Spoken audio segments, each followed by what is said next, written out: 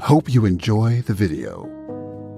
The doctors had told him his diabetes might have come on even if he hadn't been overeating and overworking. But John knew that was nonsense. And as far as his kids were concerned, there have been a lot of news reports documenting the fact that American kids in general are heavier than they used to be. They just don't get the same amount of exercise as the children of previous generations. John could have resigned himself to the fact that his kids, like just about all kids today, are going to watch television, play video games, and eat junk food, whether he gained weight or not. But he didn't. Baloney, he said. It's all my fault, and I'm going to do something about it. In fact, I'm going to do a lot about it. And he did do a lot about it. John radically changed his diet and his lifestyle. He began ordering vegetarian meals on plane flights. He became a fitness enthusiast and ran several marathons. Although he ran rather slowly, as you might expect of a man in his 50s, he took pride in the fact that he always ran the course 3 times. On the day before the race, on the official race day,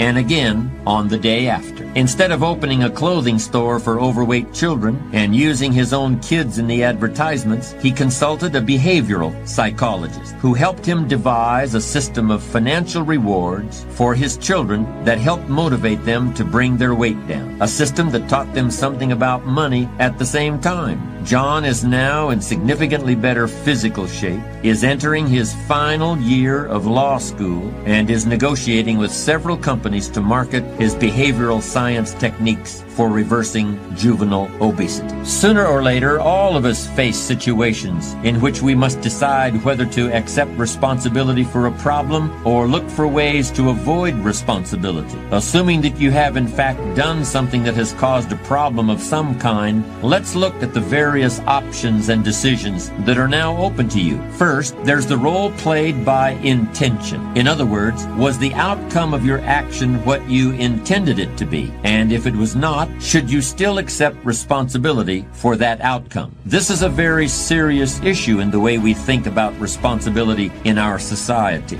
In many areas of criminal law, for instance, the intention to commit a crime must be present in order for the accused to be held criminally responsible. This intention is something quite different from mere negligence. If you leave your garden hose lying across the sidewalk so that the mailman trips over it and breaks his leg, you may be held responsible in a civil suit, but you would not be prosecuted as a criminal in the way you would be, for instance, if you had used a weapon in a robbery or an assault. But we don't have to enter a courtroom to see the important role intention plays in accepting responsibility ourselves or assigning it to others. Don't you remember when you were a kid and you left the screen door open so that the cat ran outside and was lost all afternoon?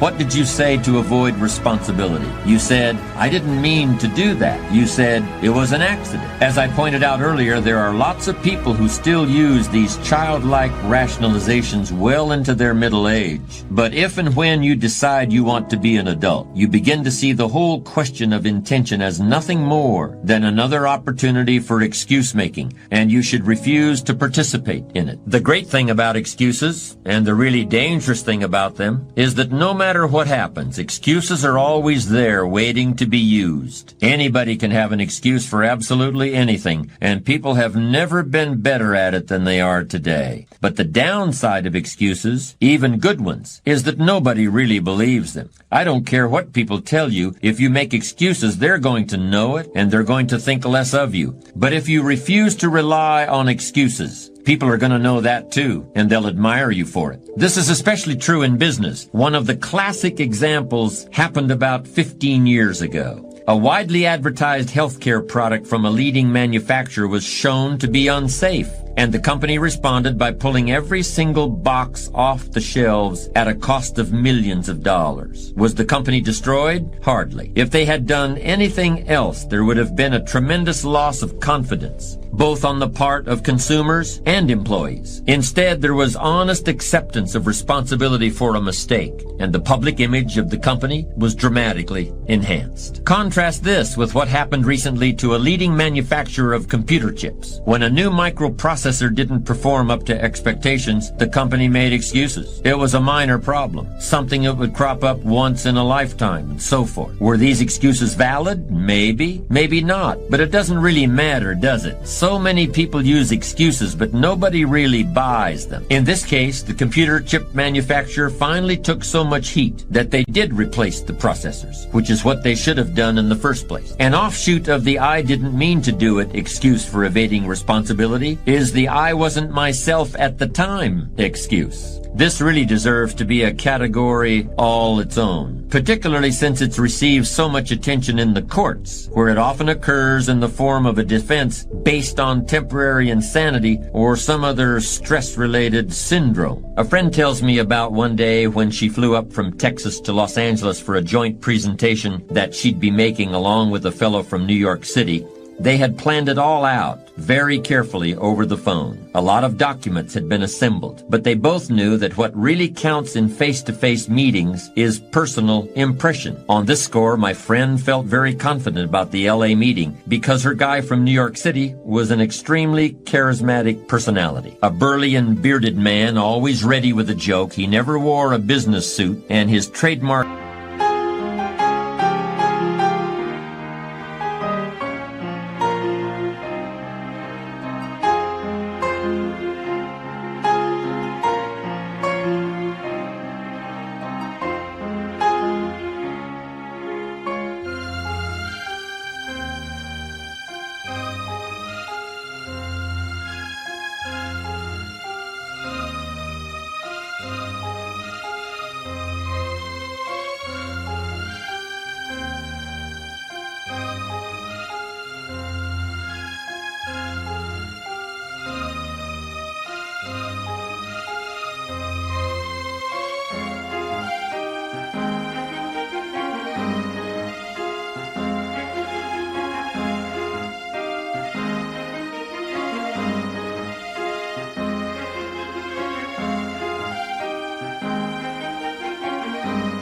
outfit was a plaid shirt worn with the sleeves rolled up, a loosely knotted knit tie, khaki slacks, and loafers. His favorite expression was, "Let's get the show on the road," and he always said it with such gusto that he sounded like a 19th century wagon master starting a wagon train up the Oregon Trail. Most of all, he could sell refrigerators to the Eskimos. And of course it was all because he was so good at selling himself. You can imagine my friend's extreme surprise and deep disappointment when this usually energetic ball of fire completely dropped the ball in their presentation. When they met in the client's outer office, my friend could hardly believe what she was seeing. The guy from New York was just sitting there, almost like a lump. He had no energy left whatsoever, like every bit of vitality had been drained out of him. When the meeting actually got underway, he seemed to grow even more lethargic, while my friend was left trying to pick up the slack. She was puzzled and could see also the incomprehension on the faces of the people she'd traveled all this way to meet. Here was this big guy in a plaid shirt, all but slumped over like the mouse at Alice in Wonderland's tea party. Was anybody going to invest money in that man's ideas? He seemed about as dynamic as a sack of potatoes. As you might expect, it wasn't long before they were safely outside the building, and my friend wasted no time in asking what in the world was wrong.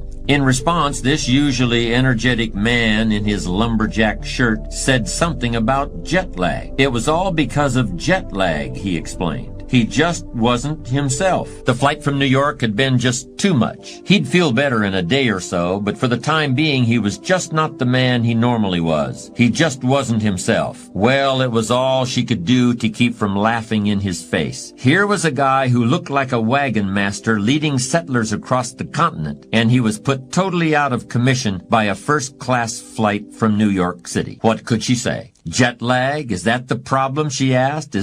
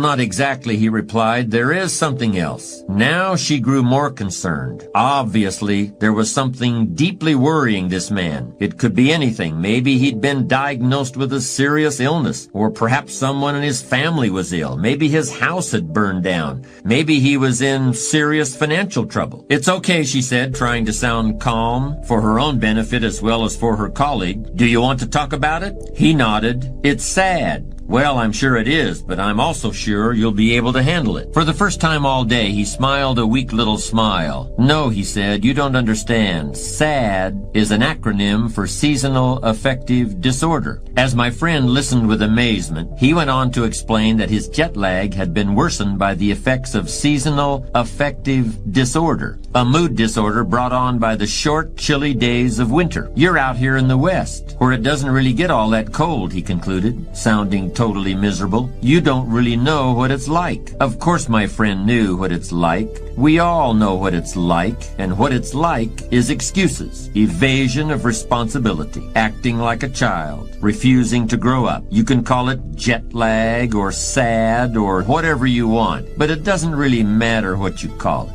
My friend wanted to tell him what she really thought of his psychobabble, but she knew what the class move really was here, and she wanted to make the class move because she wanted to be a strong character. And remember, a strong character assumes responsibility. If you want to be a leader, you must choose to assume responsibility for whatever happens on your watch. Don't worry about it, she said. I should have been ready to carry the meeting by myself. Next time, I'll be better prepared. Then she caught a cab back to the airport.